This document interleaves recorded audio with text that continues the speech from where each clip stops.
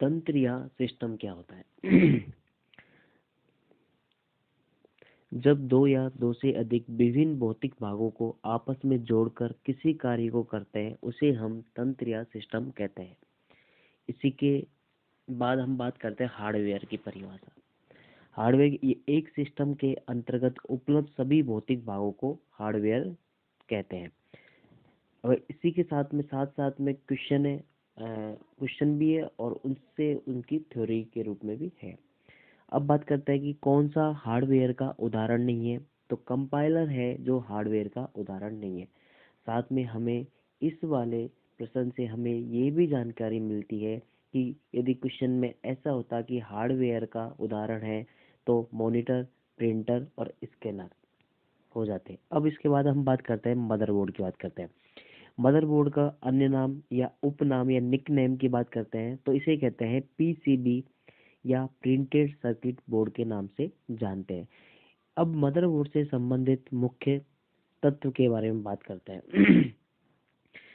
एक कंप्यूटर में सभी हार्डवेयरों को मदरबोर्ड से जोड़ते हैं। अब बात करते हैं इसके बाद में हम मुख्य मेमोरी जिसे हम रैम के नाम से भी जानते हैं। मुख्य मेमोरी या रैम को लगाने के लिए मदरबोर्ड में 2 स्लॉट होते हैं। इसके बाद हम बात करते हैं पेरिफेरल युक्ति जिसे इंग्लिश में हम पेरिफेरियल डिवाइस के नाम से जानते हैं। पेरिफेरल युक्ति किसे कहते हैं? एक कंप्यूटर में अलग से जोड़े गए सभी हार्डवेयरों को हम पेरिफेरल युक्ति के नाम से जानते हैं। अब हम बात करते हैं इससे संबंधित क्वेश्चन एग्जाम में कैसा आएगा। कौन सा पेरिफेरल युक्ति का उदाहरण नहीं है? तो हम बात करते हैं कि सीपीयू होता है जो पेरिफेरल युक्ति का उदाहरण नहीं होता है, जबकि पेन ड्राइव, माइक्रोफोन और स्पीकर जो होते हैं वो पेरिफेरल युक्ति के एग्जाम्पल होते हैं। अब हम बात करते हैं कंप्यूटर की बात करते हैं। कंप्यूटर शब्द की उत्पत्ति हुई है कंप्यूट शब्द से हुई है। अब बात करते हैं हम कंप्यूट की बात करते हैं। कंप्यूट कौन सी भाषा का शब्द है? कंप्यूट अंग्रेजी भाषा का शब्द है। कंप्यूट का अर्थ गणना करना होता है। अब हम बात करते हैं कंप्यूटर की बात करते हैं। कंप्यूटर के जनक किसे माना जाता है? तो कंप्यूटर के जनक चार्ल्स बेबेज को माना जाता है। अब बात करते हैं कंप्यूटर क्या है। कंप्यूटर एक इलेक्ट्रॉनिक डेटा प्रोसेसिंग डिवाइस है। अब हम बात करते हैं कंप्यूटर के कार्य की बात करते हैं।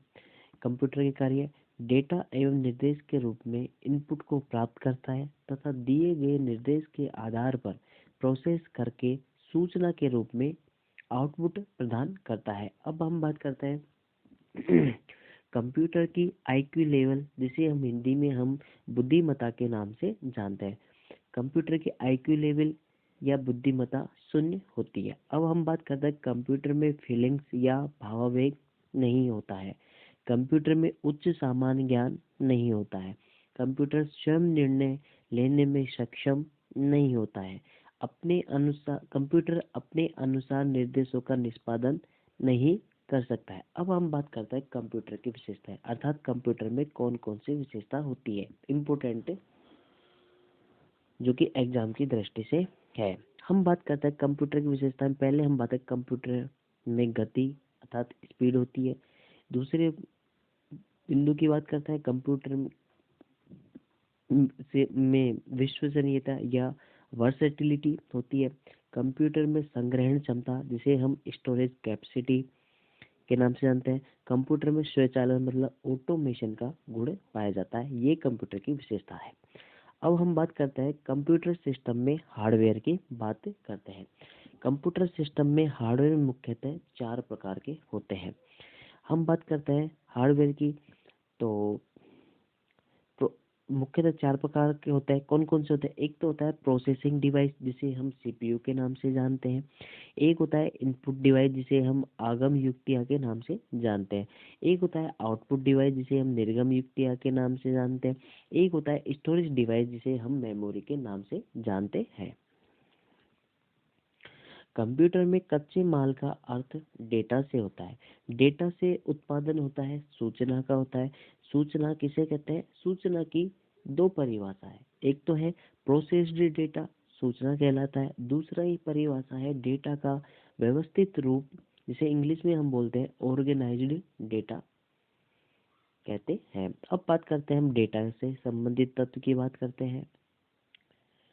डेटा की परिभाषा, डेटा की भी दो परिभाषा है, एक आंकड़े तथा तत्व, जिसे इंग्लिश में हम रॉ फैक्ट एंड फिगर के नाम से जानते हैं। दूसरा हम बात करते हैं सूचना का अव्यवस्थित रूप, जिसे हम अनऑर्गेनाइज्ड इंफॉर्मेशन के नाम से जानते हैं।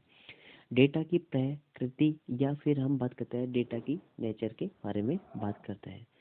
तो कम डेटा की प्रकृति होती है एक तो न्यूमेरिक डेटा, जैसे कि 0 से 9 तक, 0 1 2 3 4 5 6 7 8 9। दूसरी बात करते हैं डेटा की प्रकृति में alpha data A to Z तक। तीसरे नंबर के हम डेटा की प्रकृति में बात करें अल्फा न्यूमेरिक डेटा, जिसमें 0 से 9 तक तथा A to Z तक आ जाते हैं। चौथे नंबर पे आते हैं डेट एंड टाइम, जैसे कि डेट एंड टाइम और DOB इत्यादि। अब बात करते हैं हम डेटा को एकत्रित करने के लिए जिस ऑपरेशन सेट का हम प्रयोग करते हैं, उसे हम डेटा प्रोसेसिंग साइकिल के नाम से जानते हैं।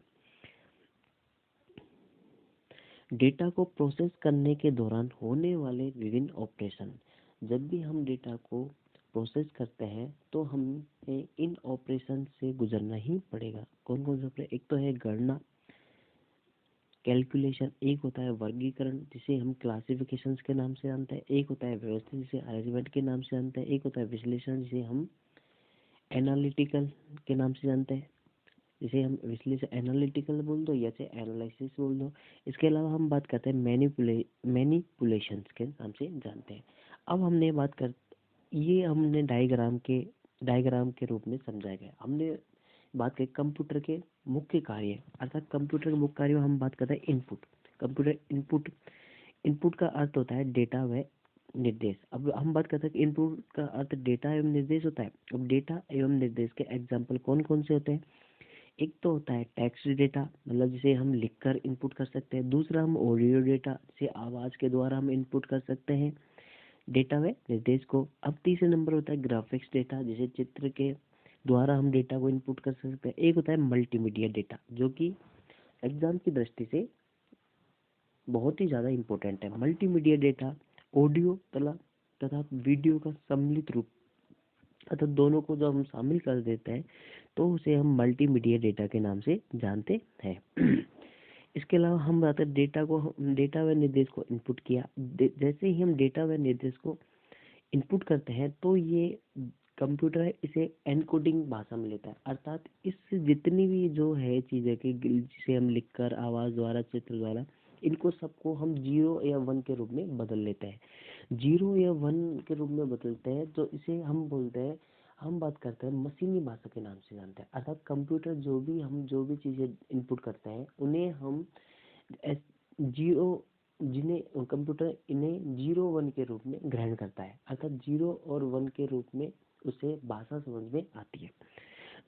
इसके बाद में हम बात करते हैं एनकोडिंग। एनकोडिंग सिस्टम के माध्यम से एनकोडिंग होकर डेटा प्रोसेस के माध्यम से आता है। हमने पहले ही बताया था, डेटा को प्रोसेस करने के दौरान विभिन्न ऑपरेशन से होकर गुजरना पड़ेगा। इसमें डेटा को गणना होती है, वर्गीकरण होता है, और तीसरा हम बात करते हैं व्यवस्थित, जिसे सॉर्टिंग इंग्लिश में सॉर्टिंग के नाम से जानते हैं। तो व्यवस्थित में A to Z या Z to A होता है, या फिर 0 से 9 या 9 to 0 होता है। इसके बाद में प्रोसेसिंग करने के बाद में डिकोडिंग होती है। डिकोडिंग के रूप में डिकोडिंग सिस्टम के माध्यम डिकोडिंग होकर ये आउटपुट के रूप में हमें सूचना प्राप्त होती है। अर्थात इनपुट का अर्थ होता है डेटा व निर्देश होता है, और आउटपुट का अर्थ होता है सूचना, हम जिसे हमें प्राप्त करते हैं। इसके बाद में हम बात करते हैं इसमें कुछ विविध से संबंधित है तथ्य कि एनकोडिंग क्या होती है। एनकोडिंग कहते किसे हैं? डेटा को उस फॉर्मेट में बदलना जो कि प्रोसेसिंग के लिए उपयुक्त होता है। हम दूसरा था कंप्यूटर में डेटा प्रोसेस या सूचना प्रोसेसिंग का सही क्रम, जो कि 2019 में राजस्थान पुलिस में ये क्वेश्चन आया था कि इसका सही क्रम इनपुट, पहले इनपुट करते हैं, फिर हम प्रोसेस करते हैं, फिर आउटपुट करते हैं, फिर हम स्टोरेज करते हैं। अब बात करें कंप्यूटर का आर्किटेक्चर, जिसे हम कंप्यूटर की भौतिक संरचना या भौतिक स्वरूप के नाम से जानते हैं। कंप्यूटर का आर्किटेक्चर या कंप्यूटर की भौतिक संरचना या भौतिक स्वरूप किसने दिया? तो यह जॉन वान न्यूमैन ने दिया था। ये हम बात करते हैं कंप्यूटर के मुख्य कार्य में भी हमने बताया। अब ये डायग्राम है कंप्यूटर, ये पूरा जो सिस्टम होता है इसे ही हम कंप्यूटर के नाम से जानते हैं। इनपुट यूनिट होती है, तीसरा हम बात करते हैं इनपुट यूनिट होती है। फिर इसके अलावा हम बात करते हैं ये सर्किट बोर्ड होता है, ये होता है आउटपुट यूनिट होती है। इनपुट यूनिट मतलब डेटा व निर्देश। अब हम बात करते हैं जो डायग्राम में जो दिखाया जा रहा है, जो ये पूरा का पूरा जो होता है सर मदरबोर्ड, जिसे हमने पीसीबी प्रिंटेड सर्किट बोर्ड या सर्किट बोर्ड के नाम से जानते हैं। मदरबोर्ड के अंदर ये सारी चीज होती है। मदरबोर्ड के अंदर होती है सीपीयू होता है। अब सीपीयू के अंदर भी कुछ मुख्य भाग होते हैं। एक तो होता है एएलयू होता है, जिसे अर्थमेटिक लॉजिक यूनिट के नाम से जानते हैं। दूसरा होता है सीयू, जिसे हम कंट्रोल यूनिट के नाम से जानते हैं। तीसरा होते हैं रजिस्टर या रजिस्टर मेमोरी के नाम से जानते हैं। इसके अलावा मदरबोर्ड में ही एक होती है मेन मेमोरी। मेन मेमोरी जिसे हम बोलते हैं मुख्य मेमोरी, जिसे हम रैम के नाम से भी जानते हैं। ठीक है। मदरबोर्ड या सर्किट बोर्ड में सीपीयू और मुख्य मेमोरी आपस में बस के माध्यम से जुड़ी होती है। बस क्या चीज होती है, मैं आपको ये आगे आपको पता चल जाएगा। ठीक है। तो बस जो मेन मेमोरी या मुख्य मेमोरी होती है, जो रैम होती है, जो डिस्क ड्राइव से बस के माध्यम से आपस में जुड़ी हुई रहती है। अब इसके बाद में होती है आउटपुट यूनिट होती है, जिसका सूचना होता है। हाँ, मदरबोर्ड के अंदर जितनी भी सारी चीजें होती है वो होती है, उन्हें बोलते हैं इंटरनल डिवाइस से बोलते हैं। जबकि साथ में जैसे कि हार्ड डिस्क है, डिस्क ड्राइव के अंदर होती है, हार्ड डिस्क की भी इंटरनल डिवाइस हो गई। जबकि बाहरी चीज होती है जैसे मदरबोर्ड या सर्किट बोर्ड हो गया, जिसे हम एक्सटर्नल डिवाइस या पेरिफेरल डिवाइस के नाम से जानते हैं। एक्सटर्नल डिवाइस बोल दो चाहे पेरिफेरल डिवाइस बोल दो, एक्सटर्नल डिवाइस या पेरिफेरल डिवाइस जिसे हम लगा सकते हैं या हटा सकते हैं, जो या बाहर की जो चीजें दिखाई देती है वो एक्सटर्नल डिवाइस या पेरिफेरल डिवाइस के नाम से जानते हैं। एमएम मतलब मेन मेमोरी हो गया, एचडी मतलब हो गया हार्ड डिस्क हो गया, जो कि स्टोरेज डिवाइस होती है।